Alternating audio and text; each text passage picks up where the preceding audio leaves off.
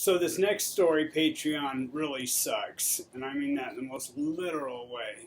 So I'm working in the trash crew. Now, what we do at the trash crew is we sort through the trash, take out the aluminum, take out the paper, the cardboard, whatever. We just adjust everything, uh, like that. Anyway, um, I'm working out there, and there's another dude out there. He's a black dude.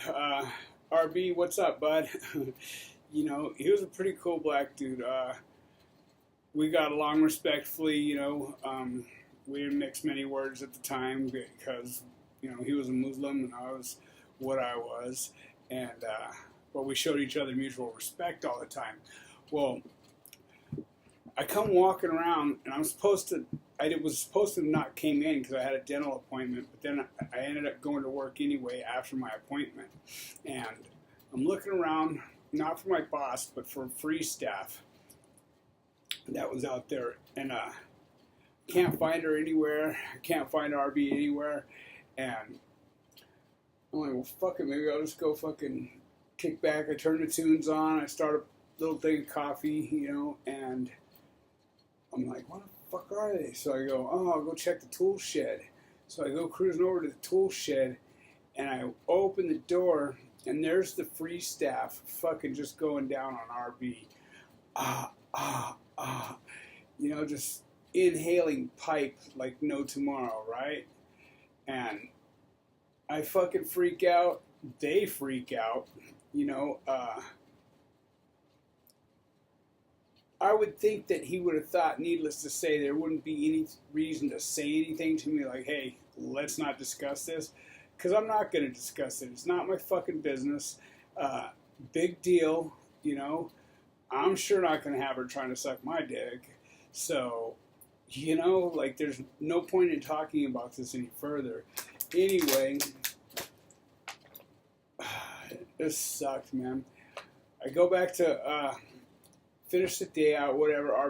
He comes up and he tries talking to me about it. He's like, hey, bro, about what you saw. I go, I don't know what you mean what I saw. I didn't see shit. You know what I mean? I don't know. I kept cutting him off. Like, there's no point in talking about this. I'm not going to say nothing to nobody, And anyway, that night, go to Chow, coming back from Chow, and what was I getting ready to do? I don't remember what I was getting ready to do. I think I was getting ready to read or something, because generally after Chow, I'd kick back on my bunk and I'd fucking read a book. But I get called out. First they call me out, they call my cellie out, and fucking they come in and search my cell. I'm like, what the fuck? And I asked myself, did you do anything wrong? Getting us hot or what? He's like, nah, man, I don't know. I didn't do nothing, And my cellie, he had been down since the year I was born, Good dude, it took a long time for us to get along to where I could, kick it on his bunk and watch his TV and shit. For the longest time, he wouldn't allow me to watch his TV. He was a lifer, and a lot of lifers, they don't really like fucking with people who got short time. And what I mean by short time is 10 years or something, They don't like fucking with you. But we'd gone round and round about a few things, and it was finally cool that I kicked back on his bunk and watched TV or whatever. I generally sat on my own bunk. But anyway, the sergeant comes up and he tells me to turn around and cuff up. I'm like, what the fuck?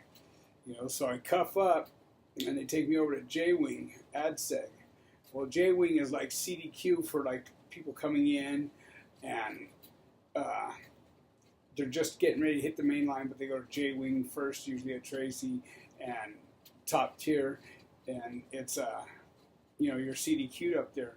So anyway, basically I got put on a 10-day ADSEG for catching her sucking his dick, and it was her way of letting me know, hey, I might want to keep my fucking mouth shut, or else I could find myself in a bad position. Because she did roll by. She acted as if she was concerned about my work, come by and let me know that if everything goes well, I'll still have my job. What I think she meant is if I shut up, she'll still have her job. But I had no intentions on saying anything anyway. I'm a true con, you know what I mean? I would have said nothing. It wasn't my business. I don't know, R&B fucking, he shot me a can of tobacco and shit, apologizing. And I was like, my boy, I wasn't going to say nothing, you know what I mean? Like, there's no need for this. She did drop a hint, you know, fucking, I could catch a chain to fucking, I could end up transpacking a new Folsom B yard or, you know, some non-programming yard and find myself a whole lot worse off than where I was. And I was like, look, you're tripping on nothing. I don't know what the fuck you're tripping on. I didn't even say I didn't see anything. I didn't anything. I just said, I don't know what I've done to upset you. Let's try and work this out. You know, like I'd like to get my job back. Fucking, you know, Z-Wing is the dorm over at Tracy. It's the zoo. That's what it's called. It's a gym. You know, it's just, and then J-Wing's right here, and then the hole's right here. You know, and I just picture, I used to go to be on the third floor and I'd blow tobacco out to the fellas when they come out of the yard, and now I'm thinking, fucking, now I'm going to the hole. Who's going to shoot me tobacco, you know? Anyway, I didn't end up going to the hole. I was CDQ'd over in J-Wing for fucking 10 days. And when I came out I lost my job, you know? I was sent to a yard crew, pushing a lawnmower and shit, you know? It was really unnecessary, but hey, you know, like, so what it generally ends up happening in that type of situation is if she were to have been caught, they were to have been caught by anybody else, she obviously would have yelled rape. RB would have caught a case, you know. She more than likely would have been transferred to another penitentiary, and, you know, that's sort of how they play that off, unless she's flat out busted and she's not yelling rape. You know, like there's some feelings involved there because it happens every day. You know, people get caught up, you know, school teachers, you know, free staff, correctional officers, all the above. You know, everybody seems to get caught up, and some people get feelings for the other and they let it be known. Where they fuck up is they talk about it. They let it be known. The convict lets his partner know because he's bragging because he hasn't had no dome and, you know, 6, 8 years, 10 years, 15 years.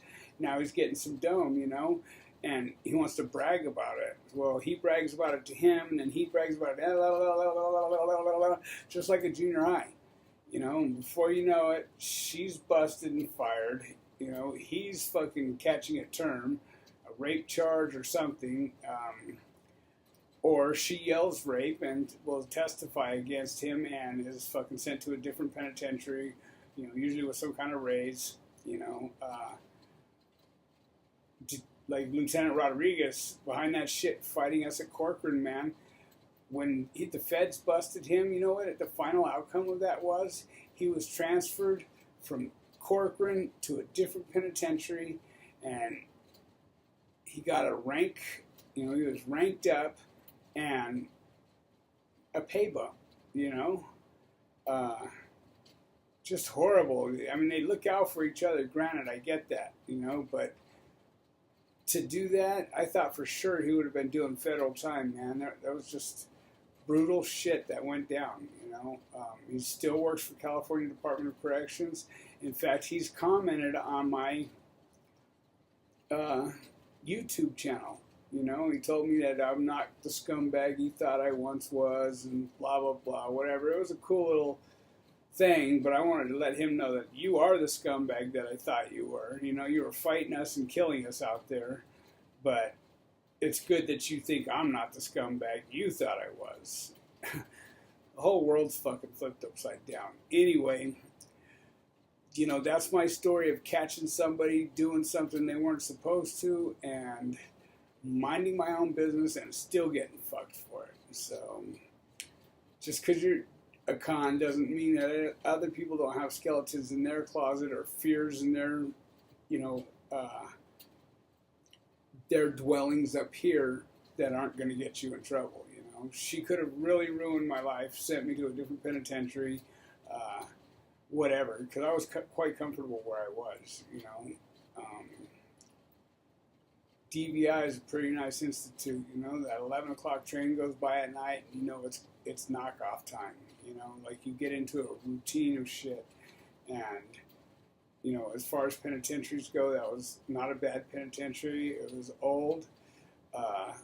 It wasn't like the big ones that they are today. The new penitentiaries are huge as far as cells go, especially like the handicapped cells. They're just huge. You could do burpees in there. You could do your entire workout in there with no problems, Anyway, I just thought I'd share that with you, let you know that even sometimes minding your own business still gets you in trouble. So, with that said, thanks for tuning in to Patreon. There's more to come, man, more to come, and I appreciate you being here. I appreciate you helping me keep that bed alive. So with that said, respect. Some people want it to happen, some people need it to happen, but heavy hitters make it happen. Nothing but love and respect. Deuces.